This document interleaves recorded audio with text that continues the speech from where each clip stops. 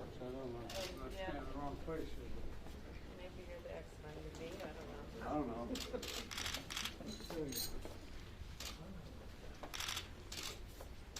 It is amazing when you think about the willingness to, I have to tell you, the willingness to fight when you came home, you couldn't vote. Sure. Okay. Amazing. There's Good afternoon, Mr. President, Madam Vice President, Secretary of Defense Austin, General Milley. My name is Corporal Will Clottey from the United States Marine Corps. I also represent the Pentagon's Tours Program. I'll be doing the second half of the tour today. With that said, I'll pass it off to Dr. Tom. Good afternoon, Mr. President, Madam Vice President, Mr. Secretary, General Milley. Welcome to our newest exhibition, African Americans in Defense of Our Nation. My name is Tom Lastman. I'm a senior historian and curator in the Historical Office in the Office of the Secretary of Defense. Been here since the spring of 2019. This is the first exhibit that I worked on when I came here. This building is full of historical exhibits, and they all have common themes. Service, sacrifice, commitment, duty. This one does too. As you will see in the narratives that we present, there are many cases of bravery and service and valor. This exhibition also has another layer of narrative of racism, of exclusion, not only on the battlefield where they're fighting, but at home in their own communities. I'm not trained in African American history. I've learned a lot of it coming on board.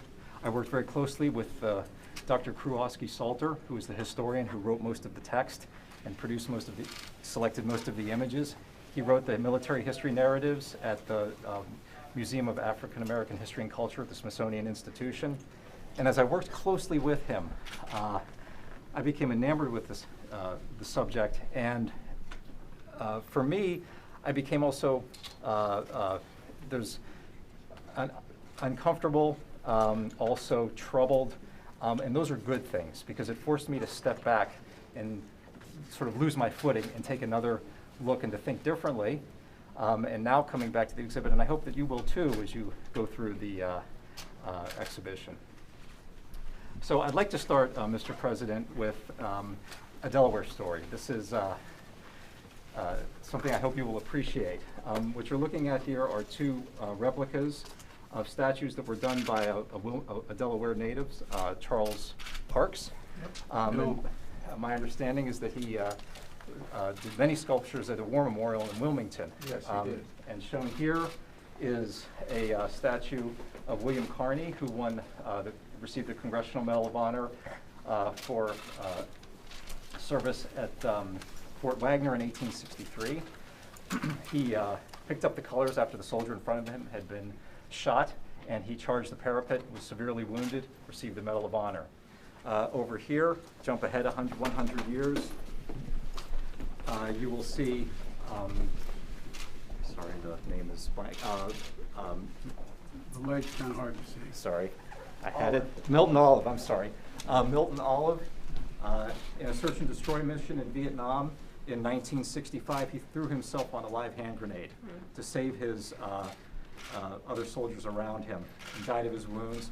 He received the Medal of Honor in 1966 posthumously. His family did. And I'd like to add very quickly just one additional Medal of Honor story, and that is of Henry Johnson, who was Sergeant Henry Johnson, who was one of the Harlem Hellfighters. In World War I, he went to France to fight in a battle where he was outnumbered, and the French awarded him the Croix de Guerre in 1919 for his service. In 1990, U.S. Congress asked the Army to review his service record, and citing racial inequality in the evaluation process and for other African American soldiers, and he was awarded the Medal of Honor posthumously in 2015 by President Obama, nearly 100 years after that battle took place. If you'll join me for By the way, speaking of Delaware, there's a Vietnam memorial, and they got in this big argument set up a separate memorial for African Americans who won the Medal of Honor from Delaware. She did. Oh, she's on that side. We have to-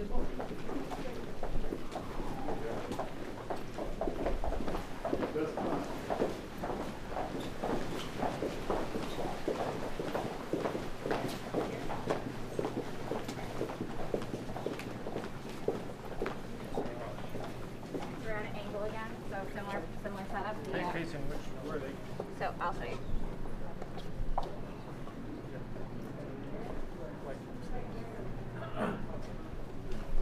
Do not come up any closer.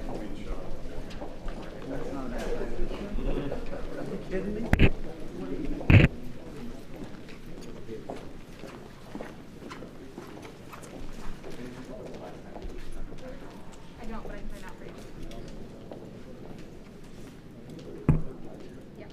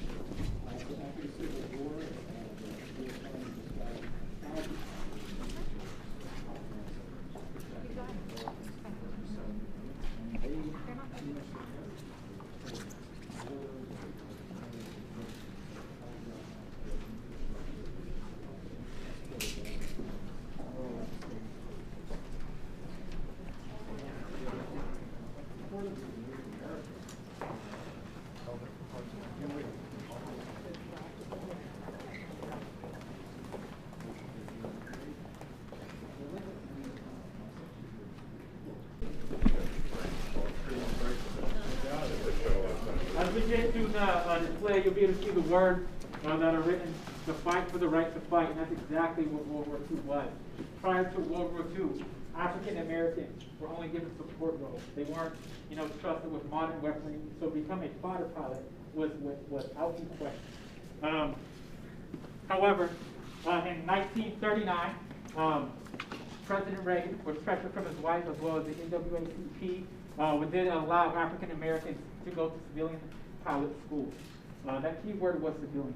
However, a year following, in 1940, the War Department will be giving $1 million to build Tuskegee Institution in Alabama.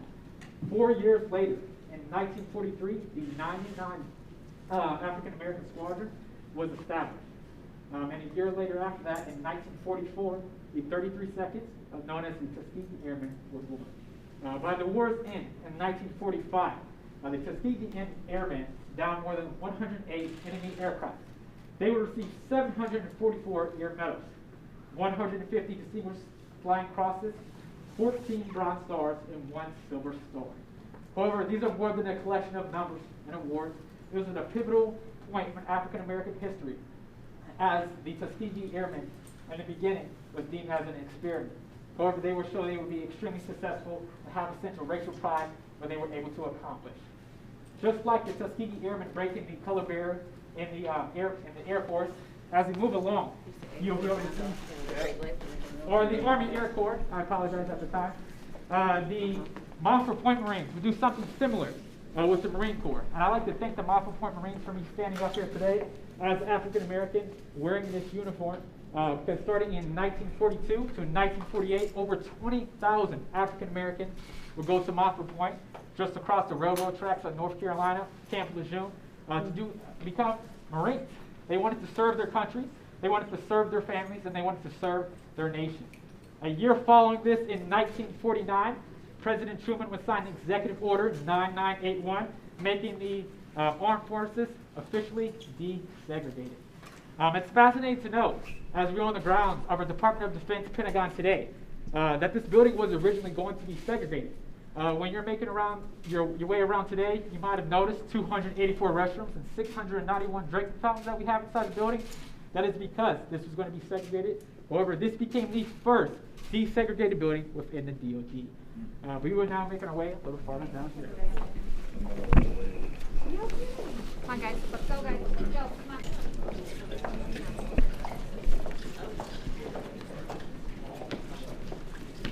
Alright, so as I was speaking about during the Vietnam War, once again, a lot of impactful moments happened for African American history. First things first, civil rights. And also I want to speak about, it would now be a all volunteer force is when this would happen during Vietnam. But most importantly, in the year of 1977, Secretary of the Army Clifford Alexander, we become the first African American to lead a secretary position. And as we're making our way down the quarter, I'd like to transition today when I'm in the presence of the first African American Secretary of Defense.